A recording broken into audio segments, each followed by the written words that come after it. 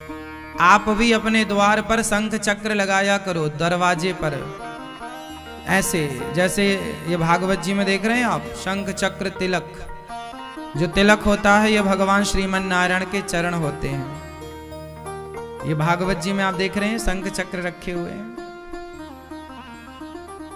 ये चक्र है, ये शंख तिलक है, ये शंख है। अर्थ क्या निकला? शंख चक्र तिलक जो है ये जैसे चक्र सारे दुश्मनों का नाश करता है, ऐसे चक्र जो है हमारे जीवन में, हमारे घर में आने वाली हर नेगेटिविटी को, हर नकारात्मक ऊर्जा को, यदि द्वार पर चक्र होगा तो वो काट देगा। शंख होगा तो जय घोष की ध्वनि निकलती रहेगी, विजय की ध्वनि। जब युद्ध जीते जाते थे तो शंख बजता था। तो जीत का जो है वो शंख कारण है, जीत का निमित्त है।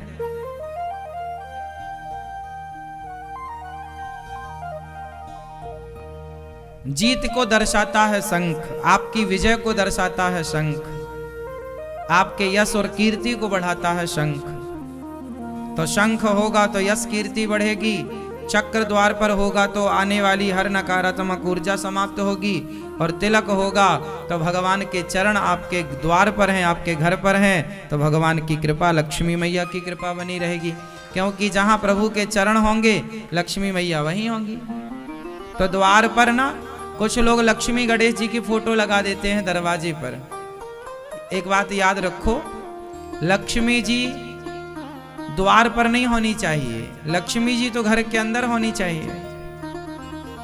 और लक्ष्मी जी कभी बाहर की तरफ ना देखती हो। अब आप यदि द्वार पर लक्ष्मी जी की फोटो लगाओगे तो उनकी नजरें अंदर की ओर रहती हैं कि बाहर की ओर? वो किसको देख रही हैं? अंदर के बाहर। और लक्ष्मी जी का बाहर देखना सही है कि अंदर देखना सही है? और आपने कहाँ दृष्टि रखी है? द्वार पर लगा दिए हो तो लक्ष्मी जी बाहर देखेंगी, और जब बाहर देखेंगी तो फिर भीतर लक्ष्मी जी होंगी नहीं। फिर आप रोएंगे, महाराज जी लक्ष्मी नहीं है। अब तुमने लगा ही बाहर रखा है। लक्ष्मी कोई बाहर का विषय थोड़ी है, लक्ष्मी जी तो अंदर रखो। द्वार पर लक्ष्मी जी नहीं होनी चाहिए, लक्ष्मी जी अंदर होनी चाहिए। और अंदर भी मंदिर में ऐसे रखो कि लक्ष्मी जी बाहर की तरफ ना देख रही हो, अंदर की तरफ देख रही हो। लक्ष्मी जी की पीठ नहीं दिखाई पड़नी चाहिए, बाहर की तरफ नहीं देखनी चाहिए। गणेश जी, लक्ष्मी जी अंदर होने चाहिए। शंख चक्र तिलक द्वार पर बाहर होने चाहिए। शंख चक्र तिलक भी मंदिर में अंदर भी हो और बाहर भी हो। अब आप ये सवाल करें कि द्वार पर किनको रखें, तो द्वार पर शंख चक्र हो, तिलक हो। आपके घर में मंदिर जहां है वहां पर लक्ष्मी जी हो, नारायण हो, वहां गणेश जी हो। घर के ऊपर ध्वजा होना चाहिए। ध्वजा मतलब हाथ वज्र और ध्वजा विराजे, झंडा। कुछ लोग घर बनाते हैं और घर के ऊपर जूता लटका देते हैं।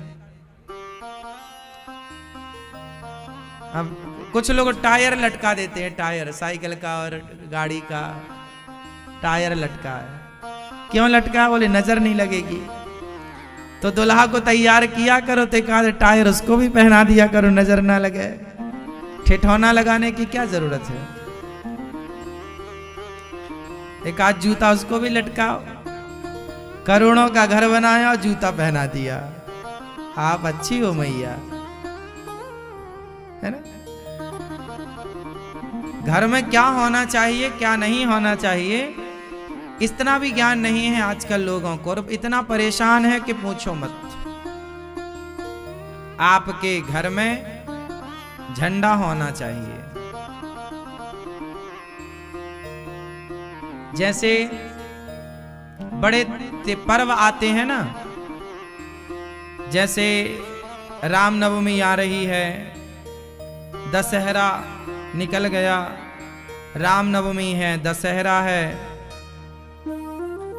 हमारे भारत में जब माता जी बिठाई जाती हैं तो अष्टमी की पूजा होती है। अष्टमी है। ऐसे जैसे हनुमान जयंती है, अभी आएगी हनुमान जी का जन्मोत्सव, हनुमत जन्मोत्सव आने वाला है रामनवमी के बाद। तो ये तिथियों में क्या करना चाहिए? 5-10 झंडों की घर में पूजा कर लेनी चाहिए। किसकी पूजा? झंडा, ध्वजा। और पूजा करके झंडे संभाल के अपने रख दो और एक झंडा लगा दो।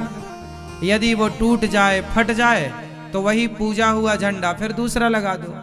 मतलब 1 साल के लिए 4-5 झंडों का स्टॉक करके रख लो। लाल कलर का झंडा। अष्टमी में माता जी को स्पर्श करा के, हनुमान जी के जन्मोत्सव में हनुमान जी को स्पर्श करा के, रामलला को स्पर्श करा के बढ़िया झंडा रख लो, पूजा कर लो। झंडों की पूजा होती है। हल्दी चावल छिड़क करके प्रभु का स्पर्श करा के प्रभु का आवाहन, प्रभु आप आइए, इसमें विराजिए। जब महाभारत का युद्ध हुआ था, अर्जुन के रथ पर जो ध्वजा लगा था अर्जुन के, उस पर हनुमान जी विराजे थे कि नहीं? भगवत गीता भी हनुमान जी ने सुनी थी, झंडे पर विराज होकर विराजमान। तो हनुमान जी से बोलिए, हे प्रभु, जैसे आप अर्जुन की रक्षा करने के लिए अर्जुन के रथ पर उसके ध्वजा पर विराजे, ऐसे इस ध्वजा पर आप भी विराजमान हो जाइए। और आपका ये घर है प्रभु, आप रक्षा कीजिए, आप हम सबके रक्षक हैं। तो हनुमान जी का आवाहन कीजिए, तो हनुमान जी आपके ध्वजा पर रहा करेंगे। उस ध्वजा को आप घर के ऊपर बढ़िया लहराने दो, झंडा ऊंचा रहे हमारा। अब आप लोग जूता लटकाते हैं, बताओ अब जूता में किसका आवाहन करोगे? चुड़ैल आएगी, फिर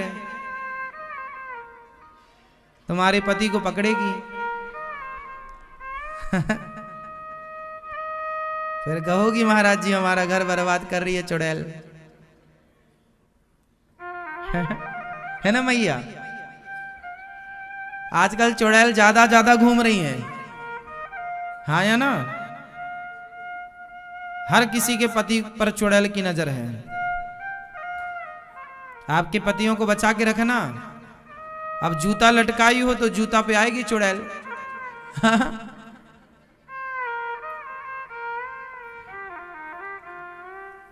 झंडा लटकाते, झंडा लगाते तो हनुमान जी आते। भाई देवी देवताओं को भी स्थान तो चाहिए ना, इसलिए अपने घर के ऊपर सदा झंडा हो और फट जाए तो उसको बदल दो। सुव्यवस्थित लगाओ ईशान कोण में। घर में भी छत पर झंडा किस तरफ हो? ईशान कोण में। पूरब और उत्तर का कोना ईशान कहलाता है। ईशान की तरफ ही मंदिर होता है घर में। जब भी नया घर बनाओ तो घर बनाने के पहले वास्तु की पड़ताल कर लो। सही दिशा पर आपका मंदिर होना चाहिए, सही दिशा पर वॉशरूम होना चाहिए, सही दिशा पर पानी का स्थान होना चाहिए, सही दिशा पर घर के मुखिया का बिस्तर होना चाहिए। घर के मालिक को घर में कहां सोना चाहिए? वास्तु सबकी आज्ञा देता है। दक्षिण और पश्चिम के कोने में मालिक का कमरा होना चाहिए, घर के मुखिया का। दक्षिण दिशा की तरफ सिर करके घर के मालिक को, मतलब जैसे आपके घर में यदि आपके पिताजी हैं तो पिताजी का कमरा कहाँ हो। आप यदि कमा रहे हैं घर में, आप करता धरता है, मालिक हैं, तो फिर आपका कमरा मायने रखता है। घर के मालिक को कहाँ होना चाहिए, उसका बेडरूम कहाँ होना चाहिए, किस दिशा में सिर होना चाहिए। दक्षिण दिशा की तरफ सिर होना चाहिए सोते समय। दक्षिण की तरफ क्यों? दक्षिण की तरफ पांव नहीं होने चाहिए कभी भी। उत्तर की तरफ सिर नहीं होने चाहिए कभी भी, क्योंकि उत्तर की तरफ सिर होगा तो दक्षिण की तरफ पांव हो जाएंगे। दक्षिण में हमारे पितर होते हैं। दक्षिण में हमारे कौन होते हैं? कौन होते हैं? पितर, हमारे पूर्वज। तो पितरों की तरफ पांव नहीं होना चाहिए, पूर्वजों की तरफ सिर होना चाहिए।